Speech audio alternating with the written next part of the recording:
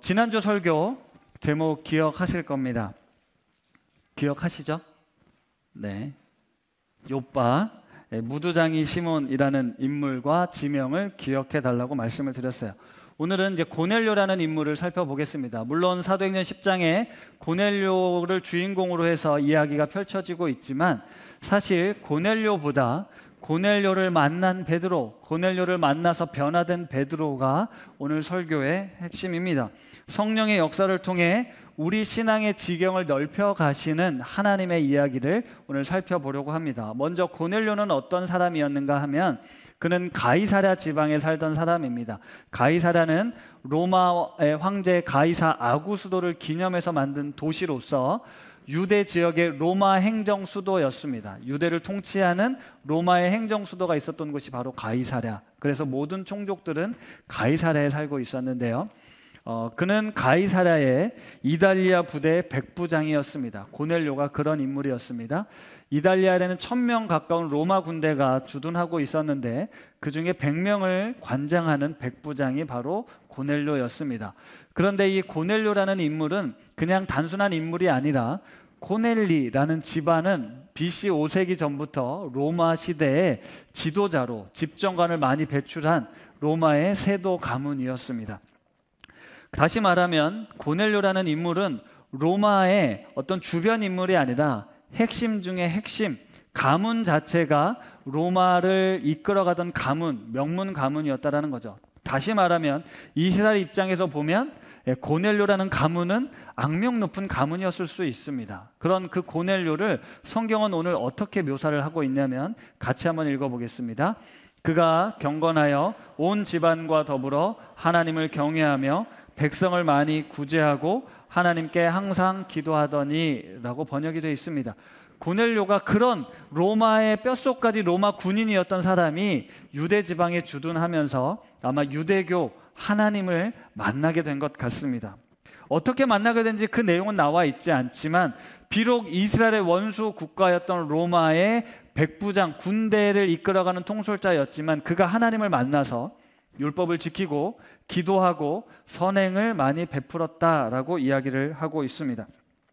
결코 쉬운 일이 아니었을 겁니다. 고넬료가 자신은 황제를 숭배하는 국가의 군인이었는데 예수 그리스도가 아닌 하나님을 믿는 믿음을 가지고 있었다는 건 쉬운 일이 아니었을 겁니다. 하지만 로마가 다신교 국가라는 걸 생각해 보면 로마 황제의 많은 신들과 더불어서 하나님도 섬겼을 수 있다라고 생각은 해볼 수 있죠. 하지만 추측에 불과할 뿐입니다. 어쨌든 고넬료 집안, 고넬료라는 인물은 보통 인물은 아니었을 텐데 그가 하나님을 만났다는 거죠. 그리고 하나님 앞에 율법을 지키며 선을 행하고 있었습니다. 그러던 어느 날 고넬료가 기도하던 중에 환상을 보게 됩니다.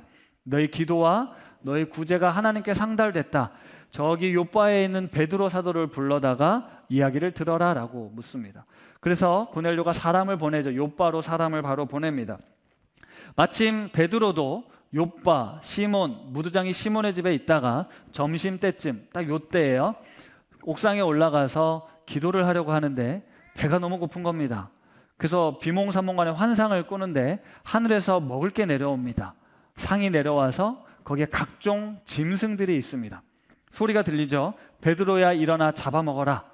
베드로가 이야기합니다. 주님, 그럴 수 없습니다. 속된 것, 깨끗하지 않은 걸 저는 먹지 않습니다. 저는 율법을 철저히 지키는 사람입니다 라고 대답을 하죠. 그랬더니 하나님께서 두 번째, 하나님께서 깨끗하게 하신 것을 네가 속되다 하지 말아라 라고 말씀하시죠. 이런 일이 3번 반복된 후에 다시 보자기에 쌓인 그릇이 올라갑니다. 베드로가 이게 무슨 꿈이지? 이게 무슨 의미지? 라고 고민하던 찰나에 고넬료가 보낸 사람들이 욥바에 도착을 하게 되죠. 그들을 만나게 됩니다. 이 하나님께서는 이방인 백부장 고넬료와 예수님의 수제자 베드로의 만남을 이렇게 아주 기적적인 방법으로 이끌어 가시는데 이것은 사도행전 역사에, 초대교회 역사에 이방인에게 복음이 전해지는, 그리고 이방인들에게도 성령 세례가 베풀어지는 아주 놀라운 사건의 이야기입니다. 매우 의미가 있기 때문에 아주 자세하게 구체적으로 기록이 되어 있는 건데요. 베드로는 고넬료가 보낸 사람들과 함께 다음 날 가이사랴로 출발합니다. 이미 고넬료는 베드로를 맞이하기 위해 가족, 친척, 친구들을 다 모아놓고 있었어요.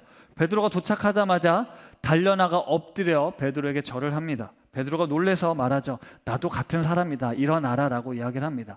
그곳에 많은 사람들이 모여 있어서 베드로가 이렇게 이야기를 합니다. 말씀도 같이 읽겠습니다. 시작.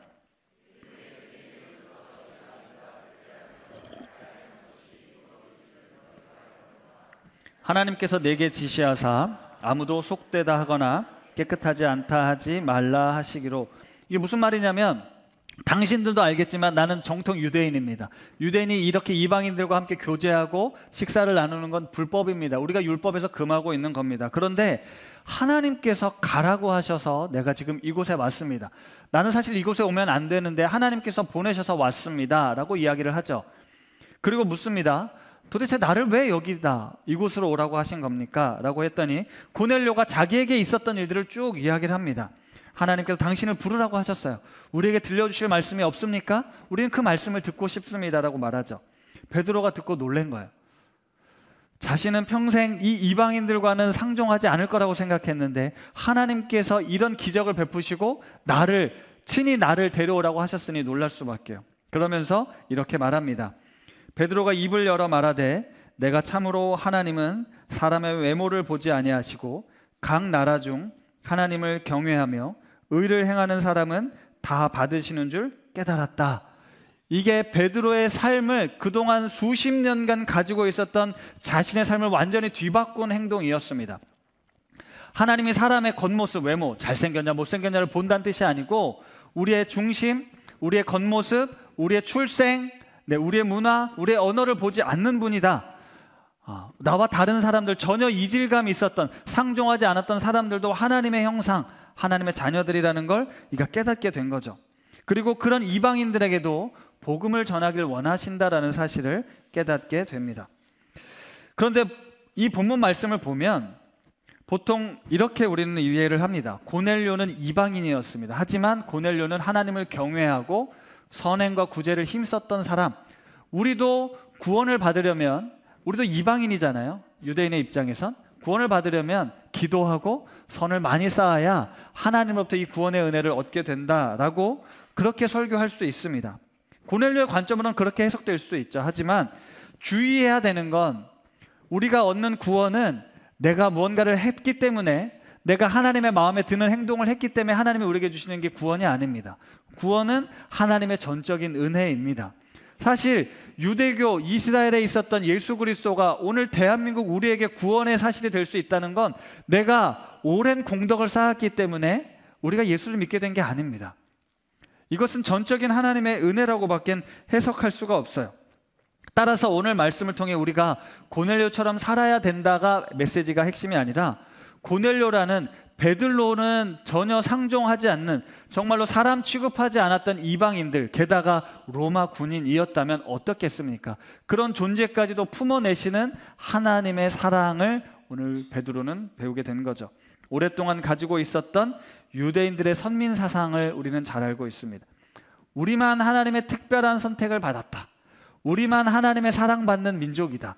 하나님은 우리를 반드시 구원할 것이다 라는 그 종교적 오래된 고정관념을 가지고 있었고, 그 편견 속에서 다른 이방인들에 대해선 전혀 관심을 두지 않았습니다. 그러나 오늘 우리에게 하나님이 정말 원하시는 삶, 이방인들에게 복음을 증거하라고 말씀하신 하나님의 뜻이 무엇인지 오늘 이 사건을 통해서 우리는 배우게 되는 건데요. 이스라엘은 하나님의 특별한 선택을 받은 민족이 맞습니다. 아브라함을 BC 2000년쯤에, 한 4000년 전쯤이죠, 택하셨어요. 그를 끌어내셔서 내가 너에게 복을 주겠다, 모든 민족의 조상이 되게 해주겠다라고 말씀하시죠. 그리고 BC 한 1500년경에 모세가 부름을 받습니다. 그러니까 쭉 역사가 이어오면서 모세를 통해 하나님이 율법을 주시고 드디어 유대교의 경전이 생기게 된 거죠. 그리고 유대교가 일종의 창시가 된 겁니다. 하나님께서 이스라엘 백성을 택하시고 거룩한 백성으로 구별하셔서 너는 모든 민족의 제사장 나라가 되어야 한다라고 말씀하셨습니다. 그리고 무엇을 말씀하셨냐면 율법을 주시고 이방인들과 어울리지 말라고 강력하게 말씀하셨어요. 구약의 역사를 살펴보면 가나안 땅에 들어가 하나님이 약속하신 땅에서 이방인들과 어울리지 말고 다 쫓아내라고 말씀하셨는데 이스라엘은 그 하나님의 명령을 순종하지 않습니다. 그래서 이스라엘의 왕정 역사 그리고 멸망의 역사를 살펴보면 이스라엘을 향한 구원의 메시지도 있지만 하나님의 심판의 메시지도 공존하고 더불어서 이방인들을 향한 심판의 메시지도 있지만 내가 이방인들도 온 열방의 구원자가 될 것이라는 메시지도 있었습니다. 그런데 유대인들은 그 오랜 역사 속에서 하나님이 처음 우리를 특별하게 선택하셨고 우리를 이 절망 가운데서도 이 고통 가운데서도 건져내실 것이다라는 자기들 민족, 자기 민족만의 구원을 너무 강력하게 믿었습니다. 사고의 확장이 이루어지지 않고 고정관념화되었다는 거죠. 대표적인 예가 바로 예수 그리스도입니다. 그들이 오랫동안 기다려왔던 메시아가 왔음에도 불구하고 그들의 경직된 사고가, 그들의 고정관념이, 그들의 율법주의적 사고가 예수 그리스도를 받아들이지 못하게 한 거예요. 전통적으로 그들의 믿음에, 그들이 가지고 있었던 상식에 부합되지 않으면 받아들이지 않았습니다. 그래서 예수를 죽였고요, 주님이 부활하셨지만 부활을 거짓이라고 믿었습니다. 예수를 믿는 이들을 핍박한 것이 바로 유대인들이에요.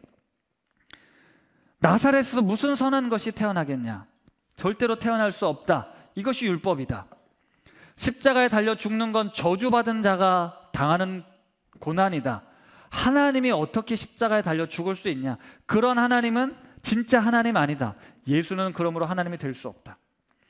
하나님이 그렇게 힘이 없냐? 우리가 믿는 전능하신 하나님이 이렇게 힘없이 죽을 수 없다. 라는 그들의 고정관념이 예수 그리스도를 받아들이지 못하게 만든 겁니다.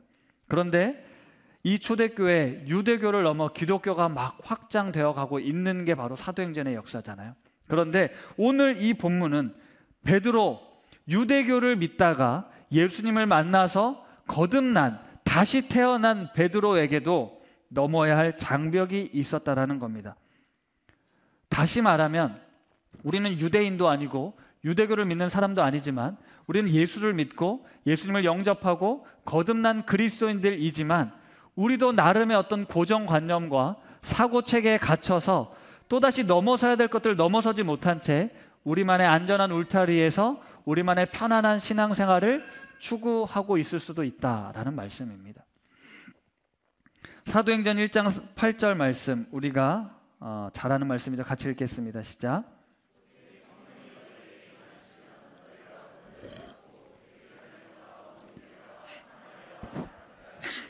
내 증인이 되리라 하시니라. 아멘. 우리가 처음 사도행전 설교를 하면서 이 말씀을 나눌 때 성령의 능력, 오순절 성령 강림의 역사를 특별한 체험과 능력으로만 풀지 않고 오순절 성령 강림을 통해서 모든 사람이 각 나라의 언어를 말하게 되고 하나님에 대해 듣게 되고 그들과 소통하게 되었다, 그들과 연결될 수 있게 되었다라는 말씀을 드렸어요. 그래서 성령의 능력을 관계를 풀어내는 능력이라고 말씀을 드렸습니다. 그래서 예루살렘과 유대와 사마리아와 땅끝을 지리적, 공간적 개념으로만 보지 말고 우리 살아가는 관계의 개념으로 보자. 예루살렘처럼 가까운 사람들이 있고 유대처럼 동일한 문화권이 있지만 나와 다른 문화권의 사람들이 있고 사마리아서를 넘어서면 내가 한 번도 접해보지 못한 정말 다른 생소한 문화권의 사람들을 우리가 만나게 되는데 그들에게 하나님과 예수 그리스도가 우리의 구원주가 되신다, 우리는 그분 안에서 한 형제요, 한 자매요, 한 가족이다라는 사실을 전해야 한다는 걸 말씀을 드렸어요. 이게 무슨 말인가 하면 우리는 살아가면서 계속해서 이 예루살렘이라는 이 공동체 안에 머물러 있는 것이 아니라 유대와 사마리아 땅끝까지 나아가야 하는 것이고 이미 우리는 곳곳으로 퍼져 있습니다. 며칠 전에 한 권사님이랑 이야기를 하다가 자녀가 결혼을 하는데 고민이 많았다는 거죠. 믿지 않는 며느리가 들어오게 생겼는데 내가 오랫동안 고민했지만 결국은 허락을 했다. 목사님, 믿지 않는 사람과 교제를 하면 결혼한다고 하면 어떻게 해야 됩니까? 여러분들에게 여러분의 자녀들이 그런 질문을 하게 되면, 아니 그런 문제가 생기게 되면 여러분들은 뭐라고 이야기하시겠습니까? 또 있어요. 지난주에 청소년 지금 제자훈련 중이잖아요. 오전 시간에 진행 중인데 어떤 아이가 목사님, 학교에 불교를 믿는 친구가 있는데 그 친구를 사귀어도 되나요? 친구랑 같이 가까이 지내도 됩니까? 라고 질문을 했대요. 뭐라고 대답했을까요? 여러분들이 그리스도인으로서 이 세상을 살면서 아마 세상을 향해 나아가다 보면 별의별 사람들이 다 있을 겁니다. 그렇죠? 저 사람들은 이방인이야. 너가 상종하면 안 돼. 만나면 안 돼. 가까이 하면 안 돼. 라는 사람들이 분명히 있을 겁니다. 그게 바로 고넬료 같은 인물이라는 거예요. 베드로 입장에선 한 번도 상상해 본 적이 없었던 사람인데 하나님께서 지금 가라고 말씀하시는 거죠. 도대체 이해할 수가 없는 거죠. 그 속에 고정관념, 부정한 사람을 만나면 내가 부정 타게 되고 그 부정을 타면 내가 하나님 앞에 예배 드릴 수 없는데 왜 하나님께서 그 사람을 만나게 하셨을까? 만약 여러분들에게 그것을 넘어서라고 하면 여러분들은 넘어설 수 있으신가요? 우리의 신앙은 도대체 어떤 능력을 가진 신앙일까요? 거룩한 백성으로 구별되이 부름을 받았다는 건 무슨 의미입니까? 거룩한 울타리를 치고 넘어서지 않는 게 거룩일까요? 아니면 거룩함을 가지고 세상을 거룩하게 만드는 게 진정한 거룩일까요? 우리는 아까 드렸던 질문 외에도 많은 질문들을 분명히 만나게 될 겁니다. 자녀들을 키우면서도 마찬가지고 직장 생활하면서도 마찬가지고 우리는 많은 질문들을 만나게 될 때 이럴 때 하나님이 원하시는 삶은 무엇일까? 하나님이라면 어떻게 하실까를 질문해야 되는데 우리는 이미 정답을 다 가지고 있어요. 왜요? 내가 오랫동안 신앙생활하면서 배운 게 있거든요. 말씀을 통해서 아는 게 있거든요. 무슨 소리냐? 믿지 않는 사람과 결혼은 반대야. 하나님이 그렇게 하라고 하셨어. 성경에 이렇게 써 있어. 안 돼. 라고 답을 내어버릴 수 있습니다. 불교를 믿는 친구 사귀지 마. 너도 영향받으면 어떻게 하려고 그래? 애초에 사귀지 않는 게 나을 거야. 라고 이야기를 합니다. 이미 우리 안에 답이 있어요. 선이 다 있습니다. 왜냐하면 걱정되기 때문이죠. 내가 그만큼 성숙한 그리스도인 같지가 않거든요. 내가 가면 오히려 영향을 받지 내가 줄 거라고 생각을 못 하거든요. 아직 배우지 못했고 안 좋은 영향을 받으면 어쩌나. 그렇기 때문에 우리는 더 나아가지 못하고 계속해서 내 신앙을 더 키우기 위해서 내가 더 견고하게 서기 위해서 더 이곳으로 이 예루살렘으로 몰두하게 된다는 거예요. 그래야 겨우 그렇게 해야 겨우 내 믿음, 이 작은 믿음을 지켜낼 수 있다고 생각하기 때문에 그래요. 이방인들과 교제하는 건 그들과 영향을 받을 수 있었기 때문에 이건 이스라엘 백성에게 하나님이 율법을 주신 이유였다니까요. 광야 40년 생활하면서 율법을 주고 가나안 땅에 갔을 때 절대로 그들의 문화를, 그들의 종교를 받아들이지 말라 했는데 그들이 받아들였잖아요. 이스라엘은 실패를 경험했어요. 그러니까 이 신약시대 사람들, 이 바리새인 사람들은 어땠습니까? 우리 조상들이 실패한 거 우리는 그럴 수 없어. 우리 민족을 지키려면, 우리 민족이 구원받으려면 이 율법, 하나님이 우리에게 주신 율법 더 철저하게 지켜야 돼 라고 했던 것입니다. 그래서 그 율법을 벗어나는 그 어떤 행위도 용납하지 않았어요. 그게 그 민족을 규정짓는 정체성이었고 구원에 이르는 길이라고 그들은 아주 확고하게 믿었습니다. 하지만 예수님께서 오셔서 그 율법은 실패했다. 내가 율법을 완성하기 위해 왔다라고 말씀하십니다. 하나님께서 율법으로는 이스라엘 백성이 구원 얻을 수 없음을 알았기에 예수 그리스도를 보내신 거예요. 예수님께서는 율법이 이스라엘을 지키는 것이 아니라 예수 그리스도의 십자가 복음이 우리를 진정 자유롭게 한다라고 말씀하셨습니다. 내가 율법의 완성이라고 하면서 그 율법의 정신을 살아내라고 말씀하셨고 공생의 기간 그들은 한 번도 생각해 보지 못했던 많은 이야기들로 그들의 삶을 일깨워 주셨습니다. 하지만 깨어지는 게 보통 어려운 게 아니었습니다. 예수님을 따르던 제자들도 마찬가지였어요. 넘어서야 될 것들을 넘어서지 못한 채 두려움과 염려 속에 울타리 안에 갇혀 살아가던 제자들이었습니다. 우리도 마찬가지예요. 성경에 나와 있으니 이렇게 하는 것이 쉽게 정답을 주고 가이드를 주면 편합니다. 그런데 내게 허락된 이런 상황, 하나님은 어떻게 말씀하실까? 이 상황에서 하나님은 어떻게 사는 것이 하나님의 뜻일까? 진지하게 생각하고 질문을 던져야 됩니다. 베드로에겐 부정한 음식을 먹는 것, 이방인들과 교제를 하는 것은 절대 안 된다고 믿어왔던, 평생을 지켜왔던 소신이었지만 하나님께서는 그 율법적 사고에 갇힌 베드로를 깨뜨리기 위해서 3번이나 환상을 통해 말씀하시고 고넬료를 만나게 하신 거예요. 그것을 넘어야 될 시점이 되었기 때문입니다. 그 시점이 오늘 나온 시점인데 저와 여러분들도 살면서 부딪히는 문제들, 고민들, 그런 때가 올 겁니다. 예수님께서 오셔서 경계를 허무셨어요. 당시 신관은 어떻게 하나님이 전능한 신이 인간이 됩니까? 말도 안 되는 일을 예수님은 행하신 거거든요. 십자가에 달려 죽으신 신이라니요, 그 말도 안 되는 일을 행하신 분이 바로 예수님입니다. 예수님께서는 십자가에 달려 죽으셔서 유대인과 이방인이 서로 하나가 되게 하셨다라는 거예요. 고넬료 사건을 통해 비로소 이방인들을 향한 십자가 복음이 전해지게 되었고 땅끝으로 나아갈 길이 열렸다는 겁니다. 사랑하는 우신 가족 여러분, 나의 편견과 고정관념 안에 우리의 복음을, 예수 그리스도를 가두어 두지 마십시오. 복음이 주는 자유와 진리 안에 거하며 예수님을 전하는 삶을 사시기를 바랍니다. 우리 교회는 물론 기본적으로 교회의 전통과 질서를 중요하게 생각합니다. 존중합니다. 하지만 본질적이지 않은 것들에 대해서는 계속해서 변화를 추구하고 있습니다. 지난주에 주일 성수 관련해서 말씀을 드리면서 혹시 여러분이 필요로 하는 곳, 하나님이 있으라고 하는 곳이 있으면 이곳에 오지 않으셔도 좋다. 그곳에서 함께 예배 드리시라고, 그분들을 찾아가서 함께 밥 먹고 교제하라고 말씀을 드렸더니 그날 오후에 많은 분들이 이번 주에 빠질 예정이었는데 마음의 자유를 얻게 되었다고. 긴 연휴 속에 뭐 가정을 방문하실 수도 있고요. 어디에 있든 우리가 그리스도인다운 모습으로 살아가야 되는 게 핵심인데, 우린 이곳에 오면 그리스도인다운 삶을 산다라고 생각한다는 거죠. 그 질문에 대해서 한번 생각해 볼 필요가 있습니다. 교회를 섬기는 봉사도 마찬가지고요, 직분도 마찬가지입니다.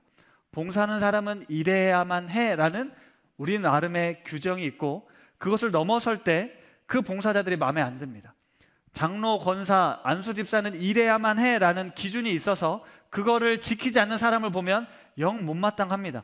가르쳐주고 싶고 바꿔주고 싶은 게 우리의 마음속이에요. 우리 머릿속에 가지고 있는 당연한 생각들이 하나님보다, 영혼보다, 사람보다 앞설 때가 더 많다니까요. 하나님께서 말씀하시는 그 말씀에 귀를 기울여야 되는데 하나님의 말씀에 귀를 닫고 내가 가지고 있는 오랫동안 가지고 왔었던 신앙 습관, 전통을 가지고 사람을 재고 판단하고 평가를 하고 있습니다.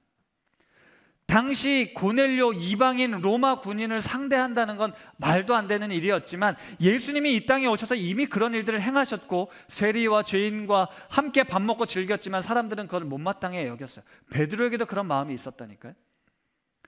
지금 우리는 이 예배를 드리고 있어요. 2부 예배를 드리고 있습니다.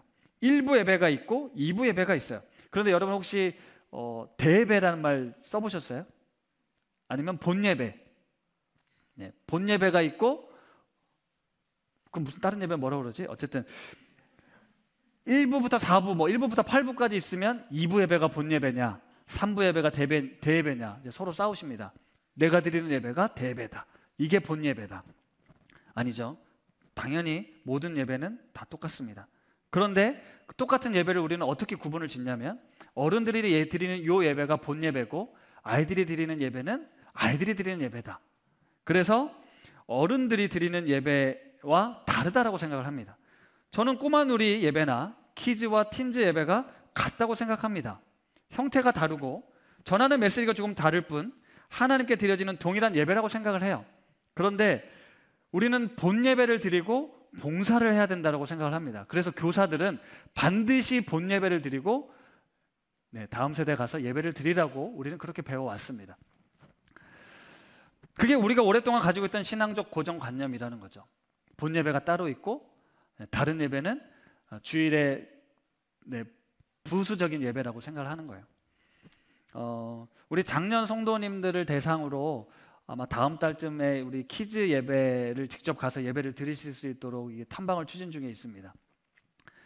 꼭 1부, 2부 예배 안 드리셔도 되고 그 예배, 아이들이 순수하게 드리는 그 예배를 통해서 하나님을 같이 예배드리면 좋겠다 싶은 생각이 있는데요.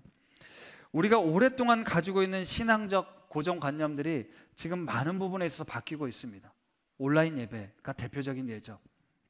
이미 온라인 예배가 대체가 됐습니다. 우리 아이들에게 코로나가 끝났으니 자 이제 진짜 예배 드리러 가자. 그럼 지난 3년간 우리는 가짜 예배를 드린 겁니까?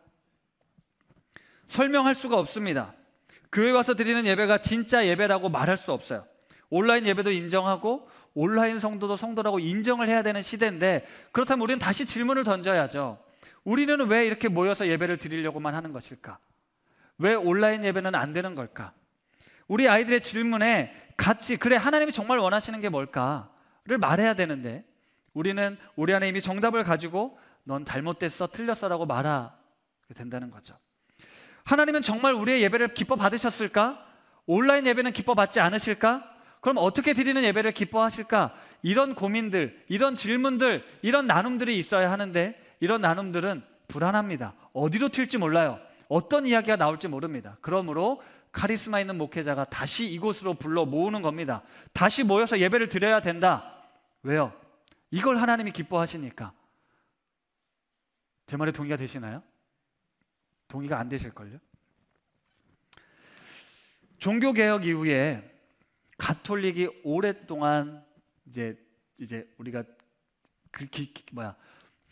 이렇게 버벅대냐, 가톨릭으로 오랫동안 있다가 분립이 됐잖아요. 종교개혁 이후에 개신교로 분리가 되지 않았습니까? 개신교의 의미는 종교를 새롭게 고친다는 의미였어요. 그들이 오랫동안 믿어왔던 하나님, 그런데 인간이 만들어 놓은 제도, 법, 관습이 주인공이 되어버려서 다시 말씀으로 하나님께로 돌아가자라고 시작한 운동이 바로 개신교 운동입니다.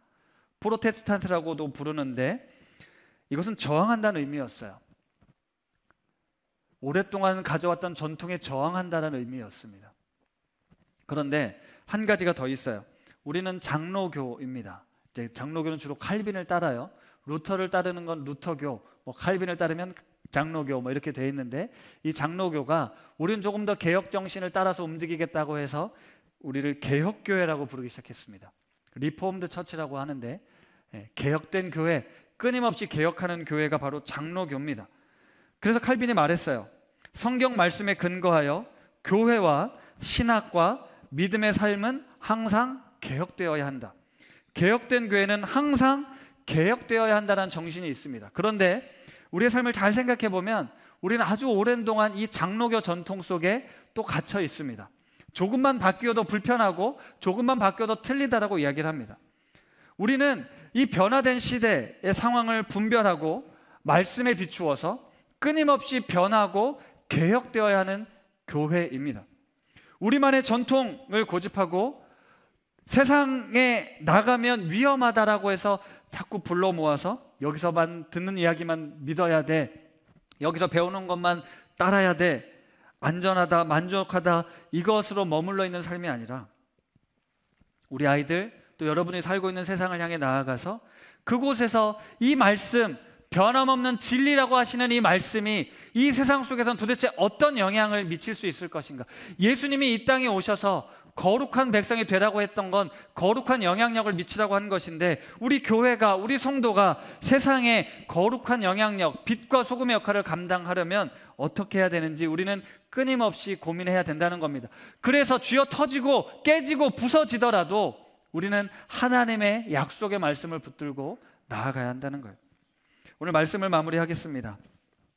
베드로가 가지고 있던 신념은 당시 유대 민족의 절대적 신앙 전통이었어요. 하지만 인간의 전통과 신학은 진리는 아닙니다. 그런데 그것을 마치 진리인 것처럼 주장하면 우리는 하나님의 뜻, 하나님의 계획과 다른 길을 갈 수 있습니다. 예수님을 만나고 변화를 받았지만 베드로는 여전히 깨져야 될 고정관념들이 있었어요. 마찬가지입니다. 우리도 예수님을 만났어요. 성령 체험을 했습니다. 거듭났습니다. 하지만 신앙의 연수가 더할수록 우리는 계속해서 넘어야 될 우리의 선, 경계들이 있습니다. 하나님께서 우리에게 부딪히게 하시는 사람이 있을 거고 상황이 있을 거예요. 그걸 넘어서야 된다는 거예요. 오늘날 보십시오. 당시 2000년과는 너무나도 세상이 바뀌었잖아요. 우주를 향해 우주를 탐험하는 시대가 됐잖아요. 그들은 한 번도 꿈꿔본 적이 없는 세상이 왔습니다. 과학기술의 발전은 눈부시게 발전했어요. 우리 인간의 뇌로부터 발생되는 많은 것들을 연구했습니다. 우리가 그동안 알지 못했던 미지한 지식들이 지금 발견되고 있어요. 기후위기는 어떻습니까? 우리가 믿어왔던 이 자본주의 사회는 어떤가요? 탈종교화 시대, 특히 요즘 인공지능 시대, 우리가 몇 년 뒤면 마주하게 될 그 세상 속에서 도대체 이 성경은, 하나님의 말씀은 오늘 내 삶에게 어떤 의미가 있고 내 삶을 어떻게 살아내게 하는지 우리는 끊임없이 도전의 직면에 있습니다. 변화하는 시대적 상황에서 우리 기독교가 어떻게 응답하고 개개인들이 각자가 처해 있는 질문들, 내가 경험하고 있는 상황 속에서 하나님의 말씀이 어떻게 적용되어야 하는지를 우리는 고민하는 시대를 살고 있습니다. 영원토록 변함없는 진리의 말씀, 그리고 복음이신 예수 그리스도가, 그리고 하나님의 사랑과 구원이 오늘 내게 어떤 의미로 다가오고 어떻게 해석되고 어떻게 작동되어야 하는지 고민스러운 게 한두 개가 아닙니다. 그럴 때 우리는 하나님 앞에 나아가는 거죠. 하나님이 무엇을 말씀하시는지, 하나님이 우리에게 무엇을 원하시는지 물어야 됩니다. 유대인을 넘어 이방인까지도 사랑하셨던 하나님, 그것은 엄청난 패러다임의 전환이었어요. 내 속에 갇혀있는 사고로 넘어서지 못한 부분들을 보고 나의 기준으로 타인을 비판하고 비난하기 전에 하나님의 뜻을 분별할 수 있는 지혜를 우리에게 주시도록 함께 기도하면 좋겠습니다. 우리 함께 이 찬양 부르겠습니다. 우리의 시선을 하나님께로 향하고 하나님의 시선으로 우리를 바라보고 다시 그 시선으로 이 세상을 바라볼 수 있길 원합니다. 우리 시선 찬양 함께 부르겠습니다.